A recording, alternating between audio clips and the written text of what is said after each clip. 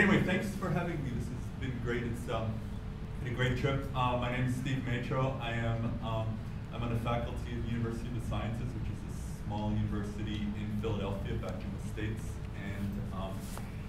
And so I teach in a policy program, and basically I've been asked to speak about administrative data and using administrative data, which has kind of shaped most of my research in my career. And I've been doing research on homelessness since the mid-90s. I've been working, before that I worked in direct services for about 10 years before that. So kind of a long career one way or another working with homelessness, and kind of, as I get older now, just kind of looking back on that career, and first of all, just really kind of being sad that I can make a career out of it, that this was a problem that preceded me a little bit, kind of rose in the late 70s and early 80s in the United States, when the US became aware of homelessness as a significant social problem.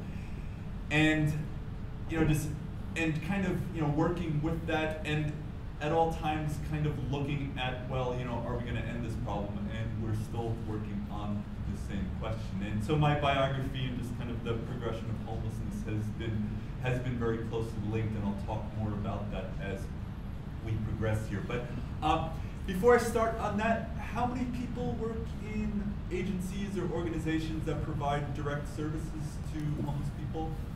Great, most people, good. So that's kind of where I planned my talk. This is I gave a version of this talk in a conference earlier this week, which is more geared towards academics, and this is kind of an evolving talk. And again, like I said, a talk that I've kind of got a lot of kind of gives me a chance to kind of look back on some of the things that I've done and some of the ideas that have come out of administrative data. But so if you're working in direct services, I was asked to talk about administrative data sets and how many people work for agencies that collect some kind of electronic data, just kind of keep their records in an electronic database on the people they serve.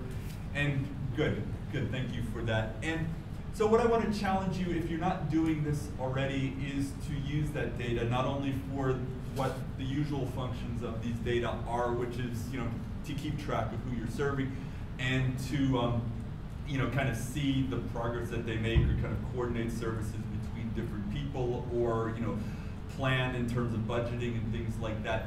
And this has kind of been a very rich data set in terms of using for research, and kind of taking it a step back from the day-to-day provision of services, and to see where what are just some of the broader dynamics of homelessness. Where is it going? And I'm going to speak about that for a little bit. And I've gotten up here and I realized I don't have a clicker. And let's see. Okay,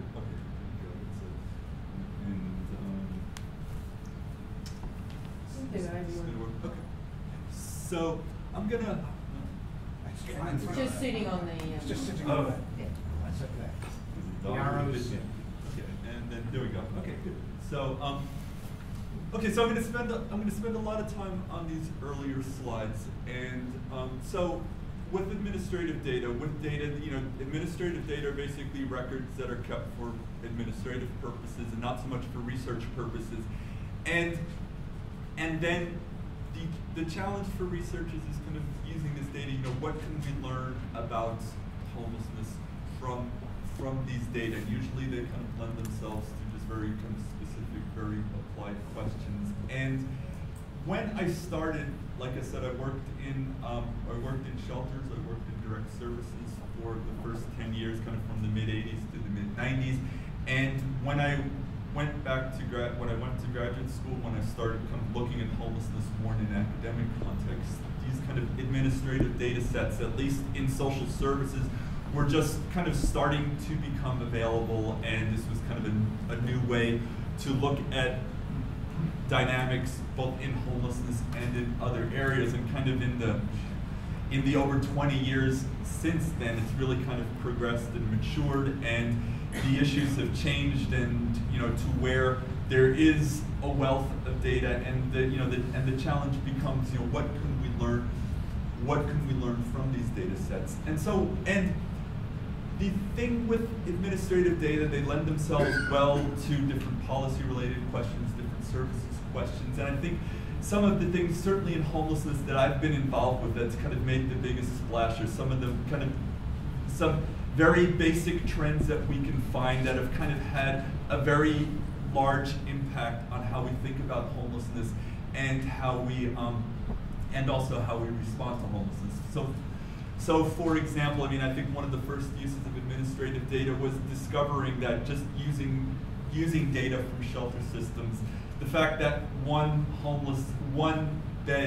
shelter bed gets used on got used in New York City back in the late 80s, about 6 people over the course of a year occupied one homeless bed, which again is pretty basic, is one way of saying that when you look at homelessness over the course of a year, the homeless population is 6-fold higher than what we think of of the homeless population in a day. So the census data that Gavin cited, there was about little over 100,000 people were homeless on a given night.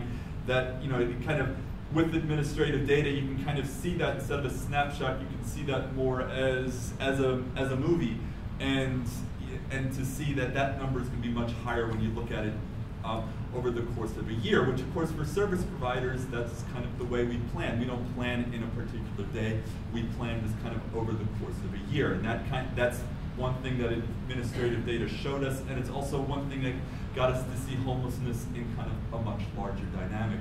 Another kind of basic finding that has really had a big impact that my colleagues back in the States came up with using administrative data was the whole concept of chronic homelessness, which I imagine a lot of you are familiar with. And that's the idea that there's a small group of people who use homeless shelter services that stay homeless for a very long amount of time and who use the bulk of the homeless services. So you kind of have this 20-80 rule, which also applies in other settings in terms of in healthcare systems and stuff. But the idea that about roughly 20% of the homeless population, which we now label as chronic, uses 80% of the services. And if you target services more extensively on that group, then you can not only get those people, the neediest, out of homelessness, but you can also reduce the demand for services disproportionately. And so you can kind of afford to spend extra, resources on them. And it kind of makes good sense, not only from a humanitarian perspective, but also from a dollars and cents perspective. And if you are in any way involved in policy, policymakers listen a lot more to economic arguments than they listen more to humanitarian arguments when there's a strong economic argument attached to it as well. Other findings I think Stefan's going to talk to as part of his speech as part of his talk, is the idea that with housing, that when you provide housing, there's also cost offsets in other systems.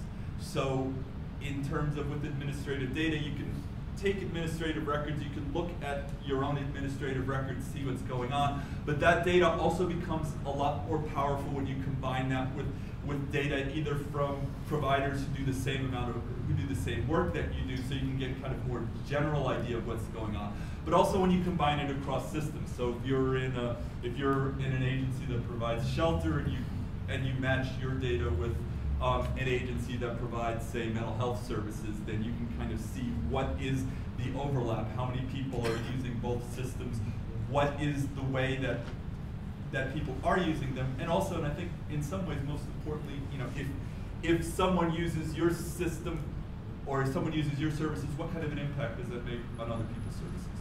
And then you can kind of start planning, well, how can we modify that impact? How can we make that impact more effective? And also, basically, how can we work together? So this next thing, and I'm finally going to get to my second slide here. By the way, I fully expect that that my time, I'm going to kind of rush through my last slides. Usually, I don't expect that. In this case, I will. But this is, and so those kind of basic ideas are something that administrative data lend themselves well to. And this is another kind of basic idea that we've been working on, my colleagues and I have kind of found and have been working on and kind of looking at the ramifications of it. So in this talk, I'm going to kind of put forth two ideas. First is the idea that we're finding here. And this is administrative data from New York, from the shelter system in New York City. Again, I've kind of got into this line of work back in the mid-90s, and really ever since then, New York City has been collecting data. New York City has a centralized shelter. They basically either operate or provide the funding for about 80% of all of the shelter beds in New York City. New York City alone, New York City's population about 8 million, so it's about twice the size of Melbourne. There are 60,000 people right now at any given night who are in shelter, who are literally homeless. If you look at the proportion of the homeless population in Australia that either sleeps rough or is staying in shelter, so kind of the equivalent population, you would get, I think, probably around 30,000. So the homeless population in New York City is huge, has been, has really kind of been hitting crisis proportions. But New York City has been collecting administrative data on their shelter services since the late 80s, and they were kind of a pioneer in those efforts. Back then, we've been working closely with the New York City government, with their Department of Homeless Services. Kind of, they've been providing their data for really over the last 20, 25 years, and we've kind of been telling them what their data is looking like, what their dynamics are, and also how they can adjust their system. And in return, we've also had this kind of very rich data set that we've worked a lot on, just kind of looking at homeless dynamics more generally, just kind of beyond the system. And what we found here, and so now that New York City's been collecting this data, here we use it for the last, for 20 years worth of data. We can really kind of look at this retrospectively and kind of get a historical sense of where homelessness has been, where it's going. And one of the basic things we found here is that the age distribution in the homeless population has really changed markedly. And what you see here is, here we go, is that that the homeless population has been growing older over time. And again, that one hand, that's not necessarily surprising, since, like the Australian population, the American population is also growing older over time. But here, just kind of in a disproportionate sense. So back in 1990, which is this red curve, and this is, again, back in 1990, the bulk of the homeless population was kind of in their late 20s or early 30s. And over time, and this is the same age distribution kind of in 5-year increments going all the way to 2010, that population has been growing older. And again, 1990, I was 26, so I would have been kind of right in the bulk of this age curve. And really, it's kind of been growing older, the same as I've, I kind of place myself in here, as I've kind of progressed in age, then the homeless kind of has aged with my cohort. And there really is this kind of a cohort effect. So that it's been not necessarily the same people, but it's this kind of the same group of people demographically who have been most vulnerable to homelessness over time.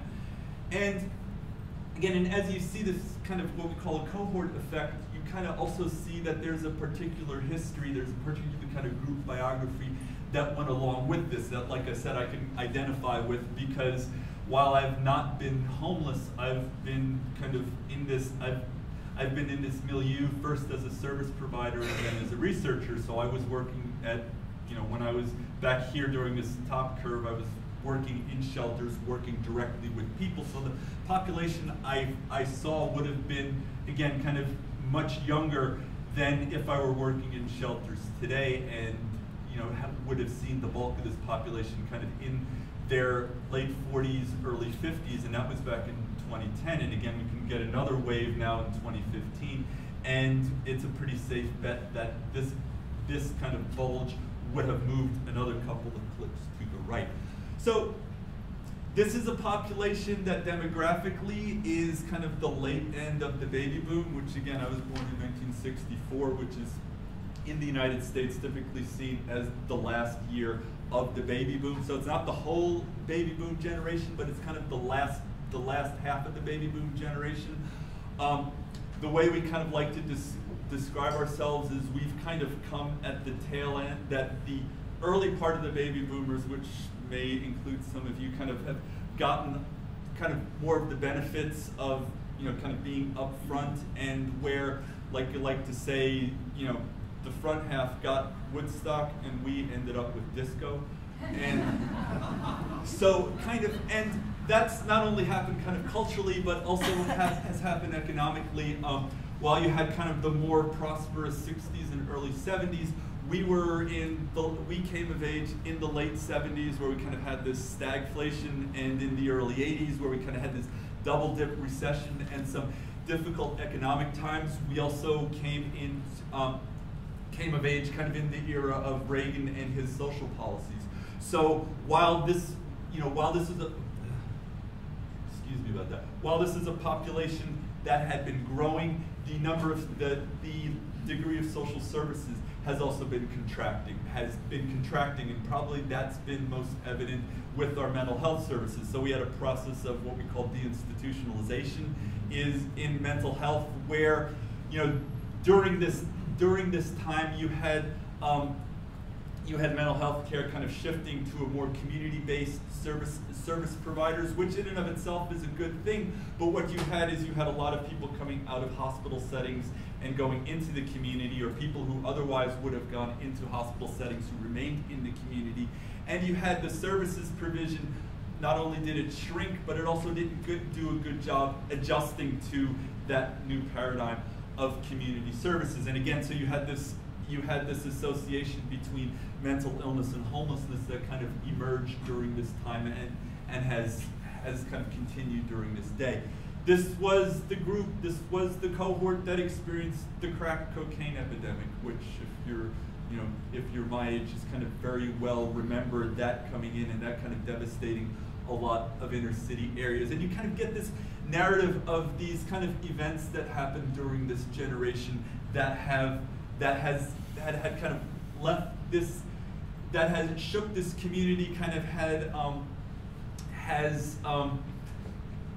kind of defined its attachment to the labor force and other kind of more basic things, and has seemed to remain with that. So this group became vulnerable to homelessness and has kind of stayed vulnerable to homelessness over the years. So that's kind of a story that we put around these findings, and kind of looking in the past. We can also look here into the present and the future. So instead of shifting from the 1990s, kind of looking at 2010, looking at 2015, and to a very different population.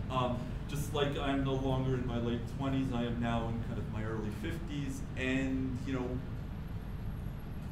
issues that are important are very different. So one of the big issues here are health issues.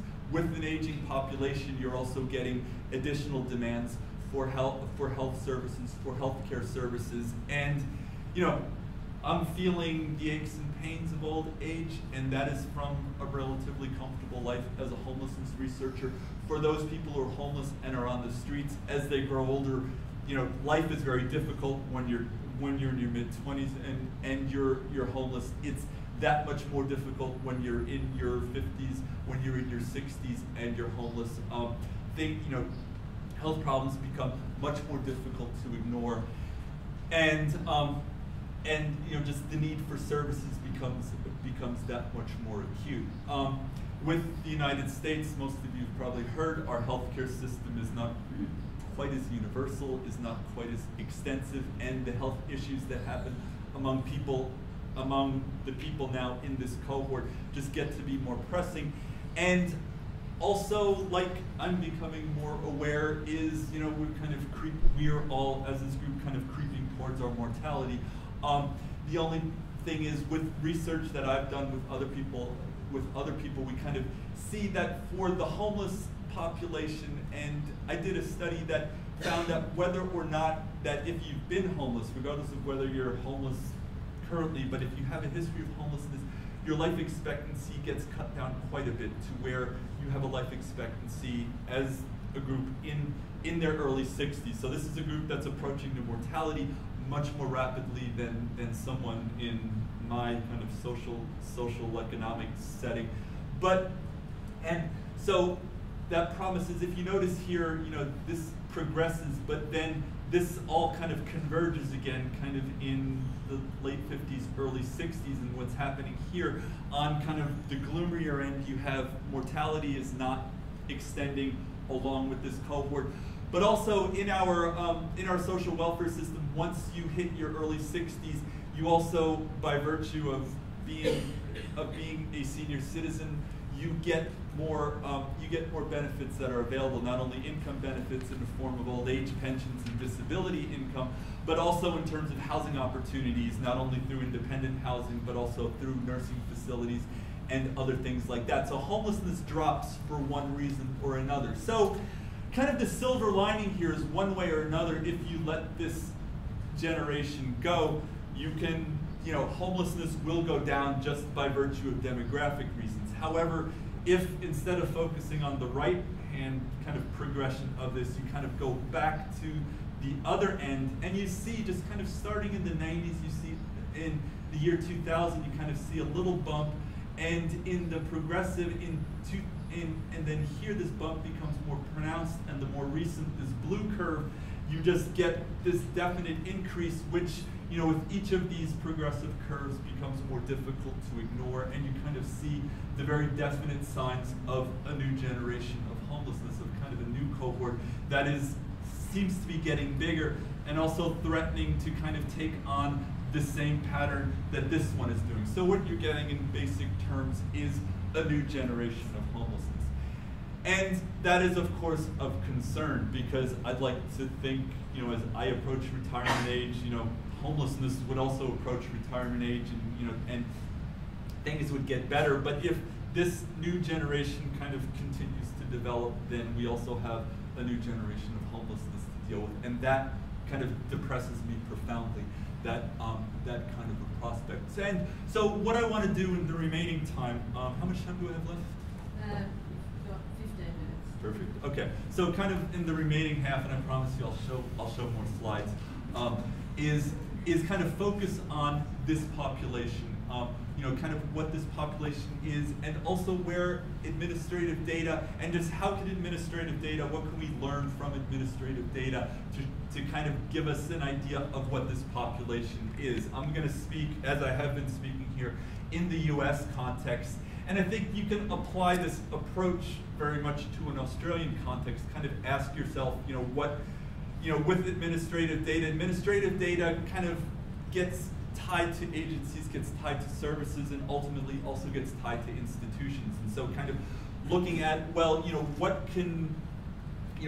is kind of the institutional involvement in this kind of new generation? We have a good idea of what the institutional involvement has been here. What is it in this new generation here, in this younger group of homeless? And how is that shaping it? And also the question, how is this population, how are the needs different than what we've historically seen as homelessness? So I'm going to kind of give a little bit of a taste here, a little bit of an idea of what the American context is, and hopefully you can pick that up and kind of apply that more to a US context. So with that, this is a quote I like. It's by a prominent U.S. researcher, Kim Hopper, and his colleagues. And again, this kind of brings in the idea of institutions, that we can that it's not enough to focus on the individual, but also to kind of look at the institutions that so many of them are involved with, that so many of them come from, and also in many respects, homeless services still is very much kind of an institutional response. If you're staying in a homeless shelter, you are basically staying in an institution. So it's this kind of trans-institutionalization coming from one institutional setting to another is kind of defines the parameters of homelessness and homelessness services in a lot of respects. This is kind of a chart that I found. Again, I kind of magnified it and it came out a little bit blurrier than I would have liked. It comes from a group, comes from a website called the Homeless Hub, which is out of Canada, with run by Steve Kertesz, who does a lot of good work out there. But what this does is it kind of puts what they call system failures. I'll kind of substitute just institutions, but I think this chart, this means a lot of the same of what I'm trying to get at, what I'm trying to draw from administrative data, and what I'm also kind of in the process of just kind of drawing a broader, kind of more conceptual meaning from. This kind of fits in with structural factors, and structural factors are a lot of the economic factors, a lot of the housing factors, a lot of the stuff that Gavin talked about, and kind of which I found fascinating and I thought was very well presented. This is kind of Gavin's area. This is kind of working directly with individuals that many of you do, and also which a lot of the bulk of homelessness research has also done. We've kind of tend to focus exclusively on the individual, and where systems kind of mediate that relationship between the structural and the individual, and it kind of provides kind of a middle ground where we can incorporate aspects of both.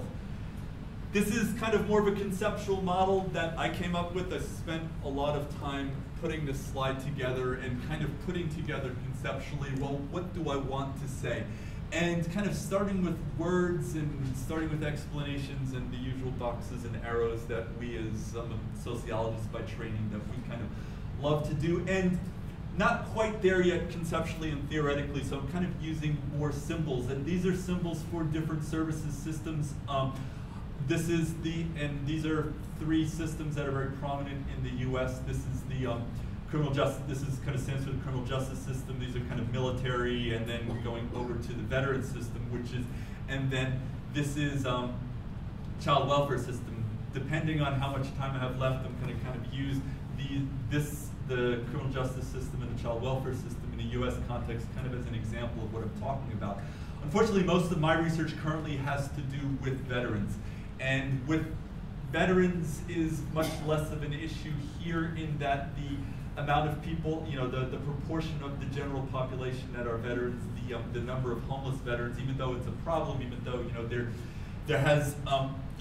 there is definitely a military, that's less of an issue here with homelessness, and so I'm going to kind of drop that in the interests of time. If there's anybody who's interested in talking to me about homeless veterans, catch me afterwards and I'll tell you more than you ever want to know. But anyway, this is not only people, but also in which they represent data, where they kind of come together. If you're looking at administrative data, just kind of the challenge is just kind of bringing the records together into one kind of a unified system and seeing what they can tell us about homelessness. But also, behind each of these records, there's also an individual, a person, and we can't lose, the challenge is not to lose sight of that. So also kind of as these individuals kind of transition out of these systems and kind of go in and looking at the extent to which they become at risk for homelessness and the mechanisms by which they become homeless is kind of something where this model also kind of starts in providing an explanation. And I think if you look at the mechanisms from which people come from these systems and end up in the homelessness system, I think and this is, before I go on, this is kind of an illustration of how administrative data can do that. This is a study that I was involved with back in 2002, so kind of back a couple of years now. And again, this is a study that took data from the shelter system, looking at people with severe mental illness who were placed in supportive housing, and we looked at their use of services and services systems in the 2-year period before they received the housing. So basically, taking administrative data from 8 different systems and seeing how many of the night, how much can we account for where they slept over the past 2 years. This was a very chronic, this was a group of chronically homeless, severely mentally ill group of you know, group who got placed into housing, and just looking at this group through the shelter system, which is this kind of big yellow wedge here, we can account for almost 20%, almost 1/5 of the nights that they had spent in the 2 years before they got housing were accounted for in the shelter system. And that's not surprising. These are heavy users. These are, you know, people who made use of the shelter system. But what is kind of more telling is what are the other systems that they used, where, you know, how many nights can we account for in looking at the other shelters and in the other services systems. And what we found is about the same proportion of nights, and I think you total all this up together, you get 18% compared to 19%. So you can kind of get an additional, almost an additional 1/5 of the nights that they spent over the last 2 years were accounted for in different systems, either in hospital systems, psychiatric hospital systems, jails, prisons, and the like. And if you add additional systems into that, you can cut into this kind of unknown group, and you really kind of find what the interactions are of people using systems, of using different systems, and really becoming aware you only get part of the story by looking at their homelessness experience, and kind of a much more comprehensive, much more richer, and also an experience that cuts across different systems if you kind of take a broader look at that. So by kind of defining this kind of, well, what are the relationships between the institutions and, you know, and the eventual transition to homelessness, if you're looking at that, you know, kind of the six kind of dynamics that go along with that is, and I'm going to give you these 2 examples in a minute, but think of the examples in terms of, you know, as the demand for services in a particular system increases, that demand is going to kind of increase the involvement between that system and the homeless system. And there is typically going to be a lag, but there is going to be an increase. So an increase in one system kind of translates into the services system. A lot of times, and again, I'm going to be talking about the criminal justice system and about the criminal justice system and the child welfare system. It involves services to a troubled client population. The troubles kind of come from, you know, take on different contexts, but in one area or another, it's a troubled and also potentially vulnerable client population. When you're talking about when you're talking about institutions to homelessness, you're also talking about transitions. The vulnerable client population is one that, you know, exits one system into the community, is vulnerable, and those who are most vulnerable end up into the from mainstream society back into homelessness. You have in that transition, there's also issues of going from one just kind of very institutional culture into a mainstream society, which tends to take on, you know, is a very kind of a different way of life, tends to require some adjusting, and for those people where the adjustment is the most difficult, those are the ones who are most vulnerable to becoming homeless. When you leave that institution and you kind of get into the community, and the supports that you're used to kind of fall away, again, you become more vulnerable, and you have, and just family support, which is one thing that's kind of critical in keeping a lot of us out of homelessness, kind of gets impeded in, kind of gets interfered with different institutions, and those are, so, okay, so again, not surprisingly, I need to hurry this up. The 2 systems that I kind of want to illustrate that with, and that might be a little bit unclear, just kind of more in the abstract, so I want to make it more complete, is looking at child welfare. Child welfare is, you know, just kind of one just very prominent system in the US. I suspect it's the same here in Australia. And when you look at this kind of younger, this kind of emerging cohort of homelessness, it's impossible to ignore the child welfare system, and also those who have been in kind of the most institutional trappings, which have been those who are in the foster care system and in just kind of related institutions, halfway houses in the US. A lot of times the juvenile justice system gets subsumed under the child welfare system. And many in the United States, many of these systems kind of end their services at the point of adulthood.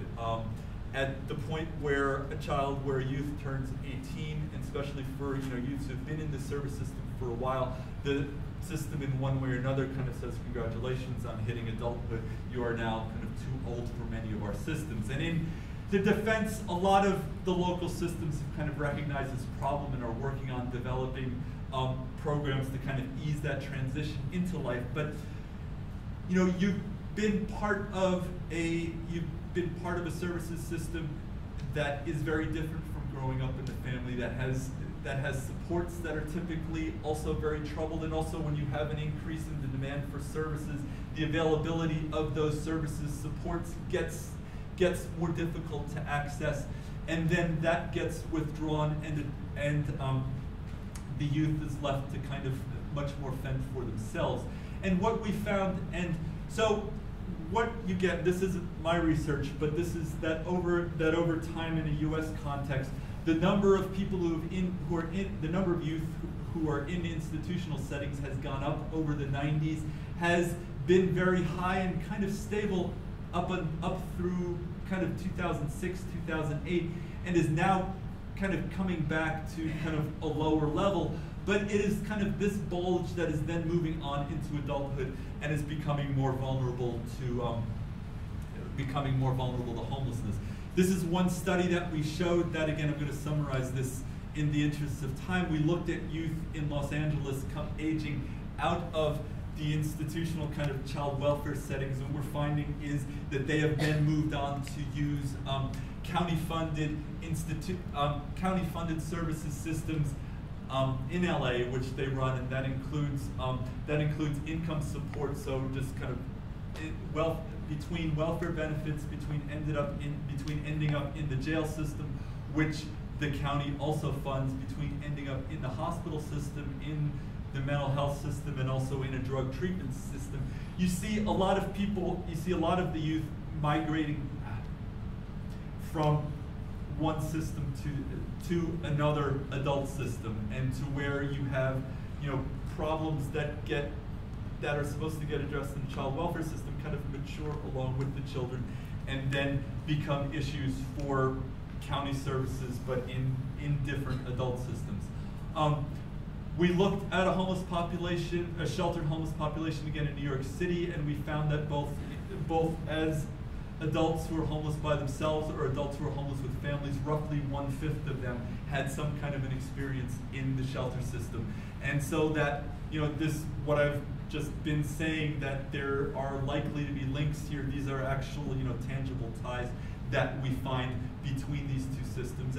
And that if you're talking about a young homeless population, you're also talking about a population where a lot of them are very familiar with the child welfare system.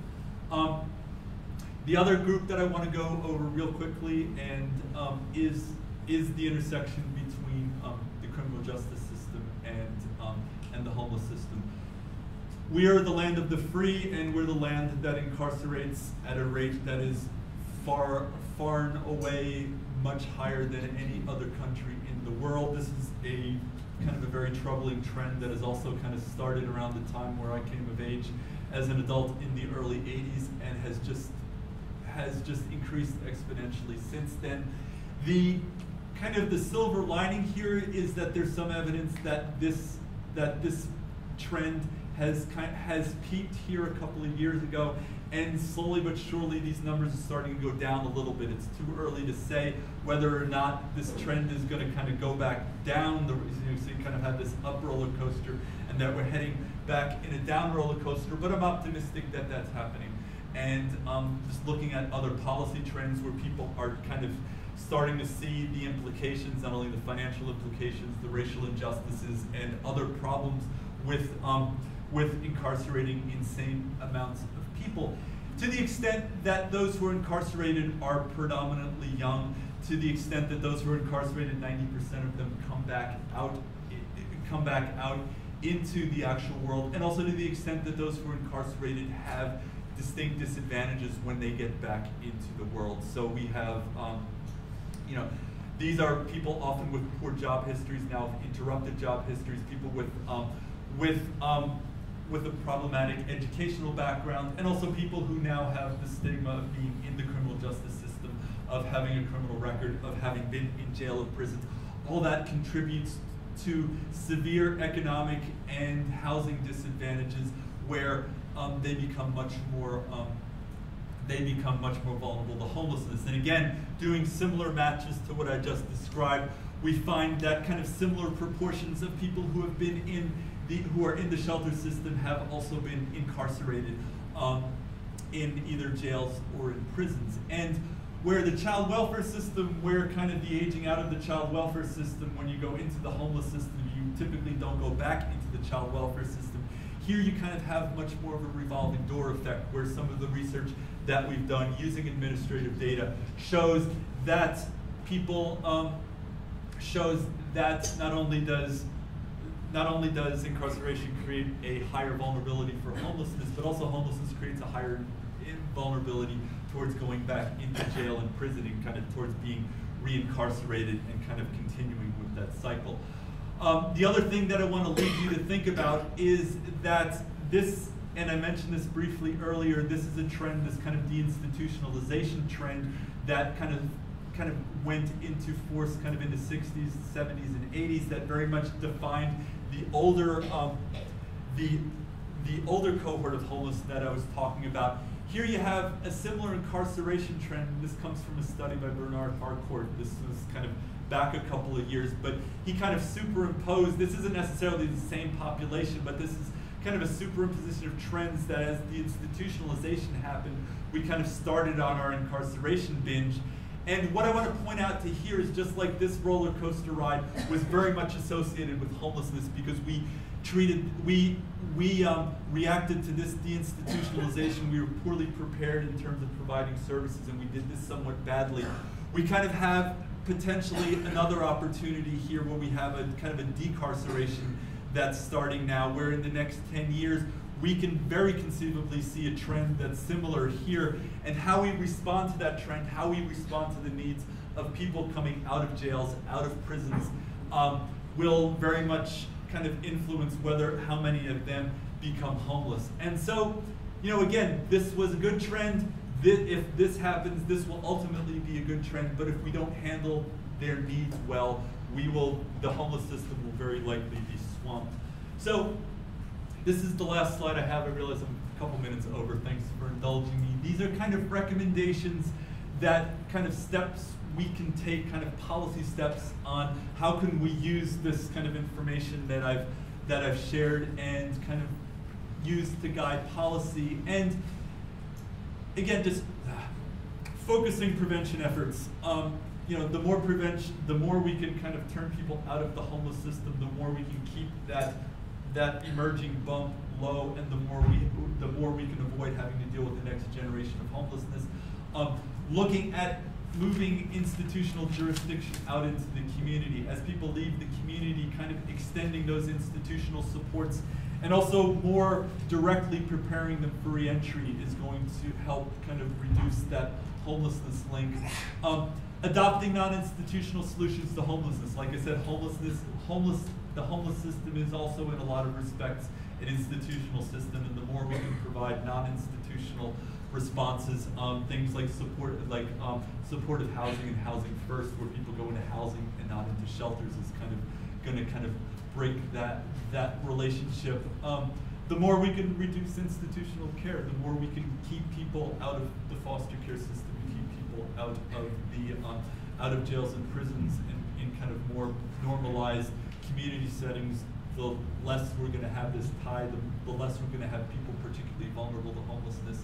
And then finally, and what I'm going to kind of challenge you to think about is, you know, how can you all kind of use the data that you have in your agencies to kind of step back and look at what's happening in an Australian context? Because again, like I suspect, we incarcerate way more people than you do, so the problems that I pointed out here with incarceration probably not going to be as substantial, as severe in an Australian setting, but I would bet there's going to be some other dynamics that are going on here.